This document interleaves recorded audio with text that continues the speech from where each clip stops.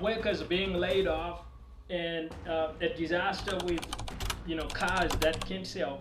Is this the end for Detroit? Is this the end for the American car industry?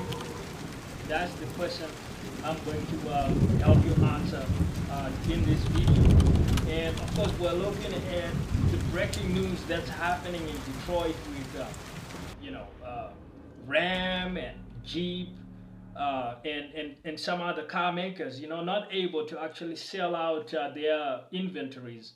And this is affecting pretty much the entire car industry. It's not just these particular American brands. Even when you look at the other truck makers like Tesla with their Cybertruck,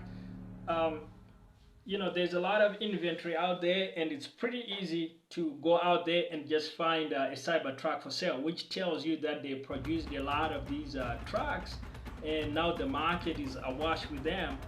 But sadly for the heavy truck makers, it seems like none of them is really able to really sell out the inventory and have super strong sales, and there are a lot of things to blame. So let's look at where the problem is happening.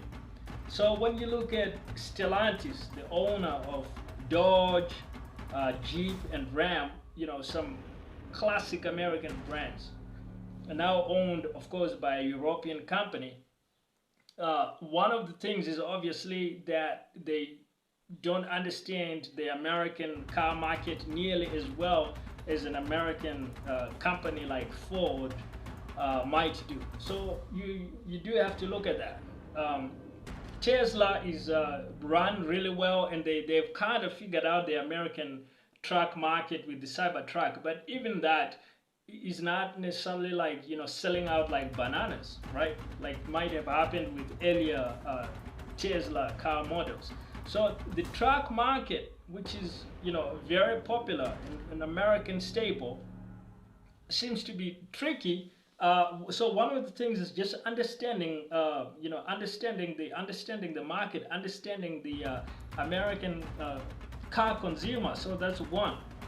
And then you get into number two, a number two problem for Dodge, Jeep, and Ram, which is and probably for all truck makers in general, which is the inflation problem. So there's a little bit of a, probably more than a little bit, a big inflation problem, because prices for a lot of things have gone up.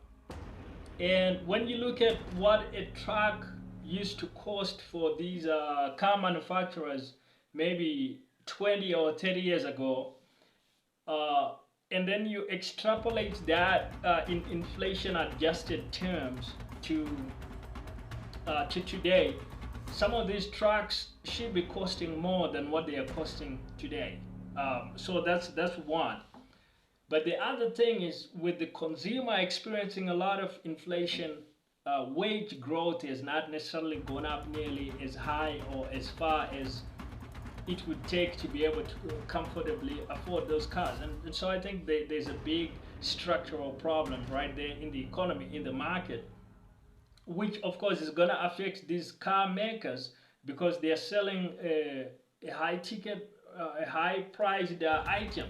These cars are costing, like if you look at the new models for like Ram and some of these brands, some of the really big trucks are going for like anywhere from like $60,000 base to like $120,000 or more for some of the top end, right? Some of the top end models.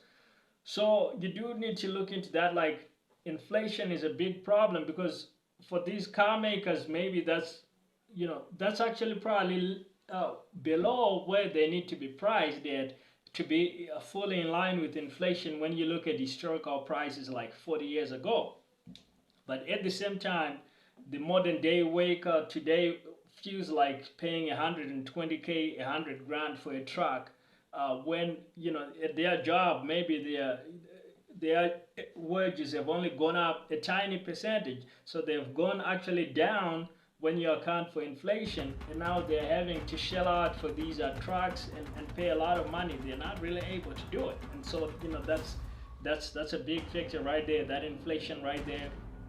It's gonna cause a lot of dislocation, and now it's affecting this Detroit